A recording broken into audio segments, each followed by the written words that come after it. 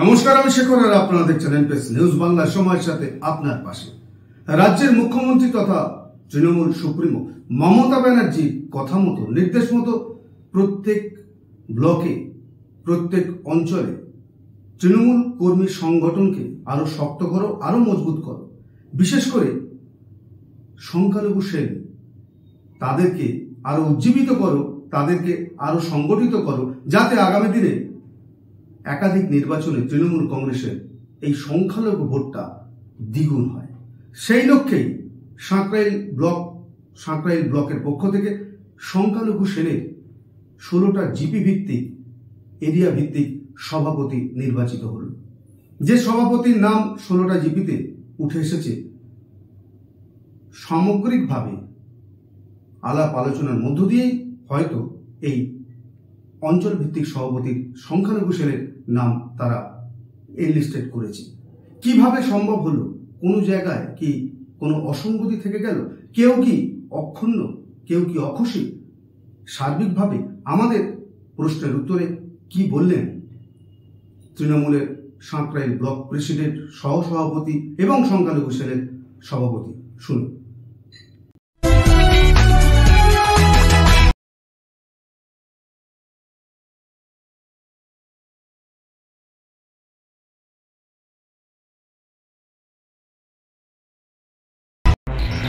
21 জুলাই 2024 থেকে মমতা অভিষেকের কড়া বার্তা, দলকে শক্ত করো, তৃণমূল কর্মীদের পাশে থাকো, প্রতারণা, হিংসা, রাহাজানিকে উপেক্ষা করে মানুষের সঙ্গে কথা বলো, তবেই আসবে সংগঠনের শক্তি ও হাতিয়ার। সেই সুরেই আজ হাওড়া গ্রামীণের সংখ্যালঘু সেলে সাঁকরাইল বিধানসভার অন্তর্গত 16টি জিপির নিরক্ষণ সংখ্যালঘু সেলের সভাপতির নাম ঘোষণা প্রারম্ভিক সাঁকরাইল ব্লক অফিসে। বিগত এবং আগামীতে এই হাওড়ার সাঁকরাইল ব্লককে আরো শক্তিশালী ও সংখ্যালঘু ভোটকে একত্রিত করতেই কি আবারও পথ পরিবর্তন? কি বললেন সাঁকরাইলের নেতৃত্ব, শুনব। Bureau report, NPS news Bangla, Sankrail, Howrah. অবশ্যই তো খুশি।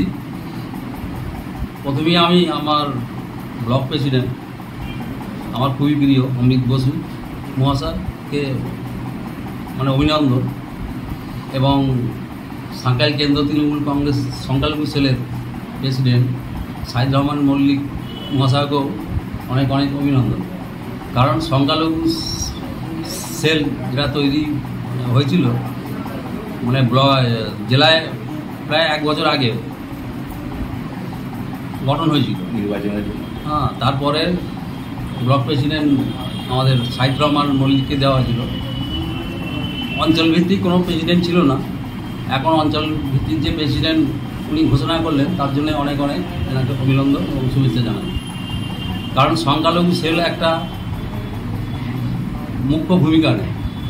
প্রায় পশ্চিমবাংলায় 30% সংখ্যালঘু ভোটার আছে। সেই সব ভোটারের মধ্যে আমরা এবারে লোকসভা ভোটে আমরা 23% পেয়েছি। আগামী 26-এ যে বিধানসভা ভোট আছে, তাতে আমরা 23 থেকে আরও যেন বাড়াতে পারি, সেই ভূমিকা আমাদের এই সংখ্যালঘু সেলের অঞ্চল ভিত্তিক যারা প্রেসিডেন্ট হয়েছে সেটা অনেক কাজে দেবে বলে আমি মনে করছি। আপনার নাম? আব্দুল হালিম মন্ডল, সহসভাপতি, সাঁকরাইল ব্লক। সকলকে শুভ সন্ধ্যা। এখন আমাদের এই সময়ের মধ্যে উপস্থিত রয়েছেন আমাদের ব্লক সভাপতি অমৃত বসু মহাশয় এবং আমাদের বিশিষ্ট নেতা জনাব হালিম সাহেব, এবং আমাদের প্রধান গোড়াই খাঁ, এবং আমাদের সাঁকরাইল গর্বের বিধায়িকা সম্মানিতা প্রিয়া পাল মহাশয়ের অনুপ্রেরণায়, তারই আদেশে আমাকে যে সাঁকরাইলের সংখ্যালঘু সভাপতি করা হয়েছে, তাদের আদেশ নির্দেশ সবটাই মেনে চলব।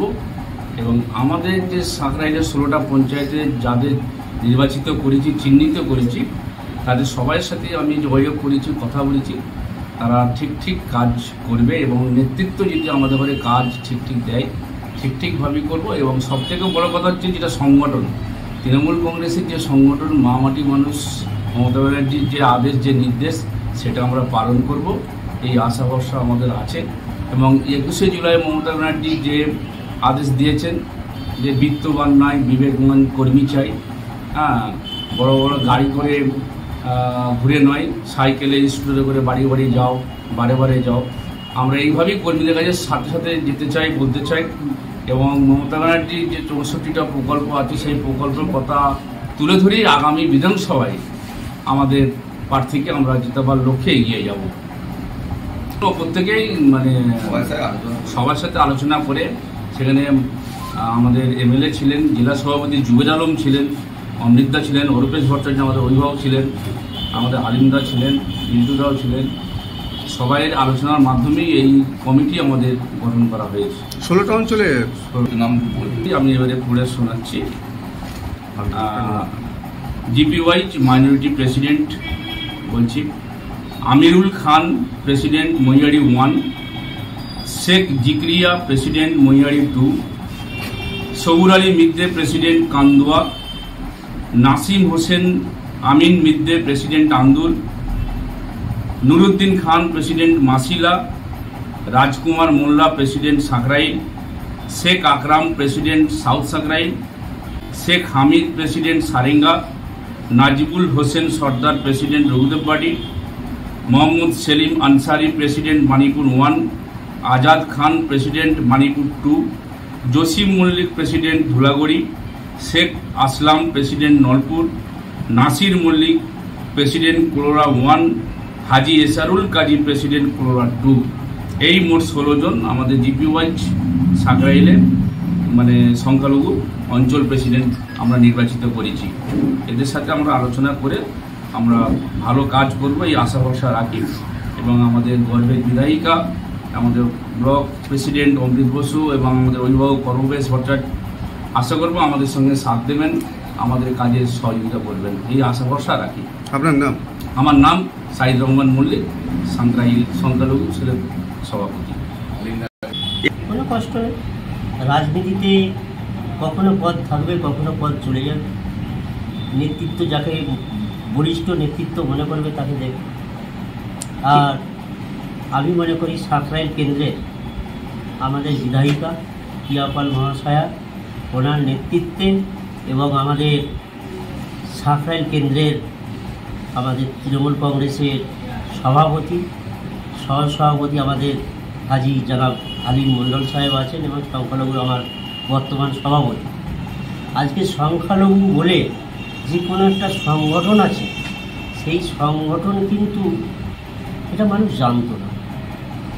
আমার ভাবতে খুব ভালো লাগছে, যেরকম ছাত্র থেকে যুব হয়, যুব থেকে আবার মাদারে যায়, আবার সংখ্যালঘুতেও যায়।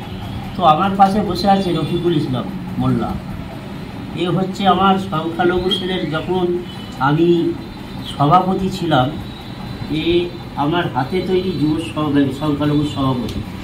আকরাম হয়েছে দক্ষিণ সাকরাইলের সংখ্যালঘু সভাপতি, এবারেও হয়েছে। ও আমার যখন সংখ্যালঘু সভাপতি ছিলাম ও অঞ্চলের সভাপতি ছিল। তারপরে আপনার হচ্ছে আরেকজন যেন কাকে দেখলাম, রাজকুমার, এও আমার সংখ্যালঘু ছেলে সারেঙ্গা অঞ্চলের সভাপতি ছিলেন। তো সাকরাইল ব্লকে সংখ্যালঘু যে ভোট একটা আছে, এটা যদি সংখ্যালঘু সেল যদি ভালো করে সংগঠন তৈরি করে এবং তাদেরকে যদি ভালোভাবে কাজ করতে দেওয়া হয়, আমি কোনো সংগঠনকে ছোটো বড় করবো না, যদি তাদেরকে ভালো করে কাজ করতে দেওয়া হয়, আমার মনে হয় মাদারের সাথে তারা সহযোগিতা করে মাদারকে অনেকটাই সহযোগিতা করতে পারবে। কারণ আমি মনে করি সাকরাইলের বুকে সংখ্যালঘু ভোট 32%-এর বেশি ভোট আছে, 32%-এর বেশি ভোট আছে। সাকরাইল ক্ষেত্রে সংখ্যালঘু সেলের বা সংখ্যালঘু সংগঠনের একটা বড় ভূমিকা থাকবে এবং তাকেও প্রতিটাই গেছে। আপনার নাম? গোরাই খান, আমি প্রধান মাসিলা গ্রাম পঞ্চায়েত।